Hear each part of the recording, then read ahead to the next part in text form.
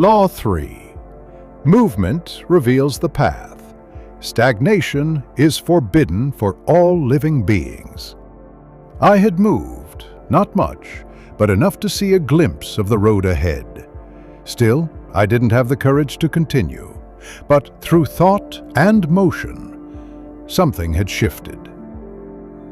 First, the timing of 6 daily doses had been organized, each dose measured, each moment scheduled.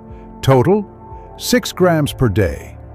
Then, with a simple thought and a small adjustment, 6 doses became 7. And strangely, the total consumption dropped. 7 doses, 7 grams. But the intervals shortened, from 7 hours to 6.5. My body's tolerance increased, my awareness deepened. These 2 movements lit up something inside me, a flicker of clarity in the fog of addiction. In past years, I had lost almost everything. Some of it was my fault, carelessness, incapacity, and some was the fault of others, even those close to me. They knew I was addicted, and they took full advantage. Every door felt closed. I had sunk below zero. I was at the lowest point of darkness. But there was one crack, a tiny opening, a sliver of light cutting through the ocean of shadow. That light was my guide, my mentor, my commander. He visited once or twice a week. He knew everything, the addiction, the darkness, but he never said it out loud. For 7 years, his light had been warming our frozen souls. In the past, he spoke in riddles, hints, symbols I never understood. Or maybe I didn't want to. But now, after seeing me take one step, he changed his tone.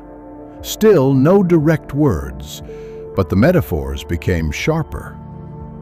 It was Thursday, 75 days into my new rhythm. 7 doses a day, stable, consistent. That night, at 11:38, we met again.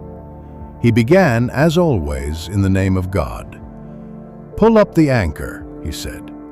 "In this material life, sometimes we are like birds riding a ship, seeing the world through a narrow window.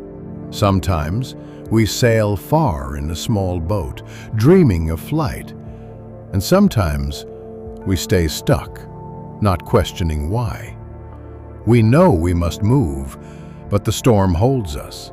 And in that storm, we must awaken the forces within, use what God has placed inside us, become teachers for the future, change the shape of your ship, redesign your existence.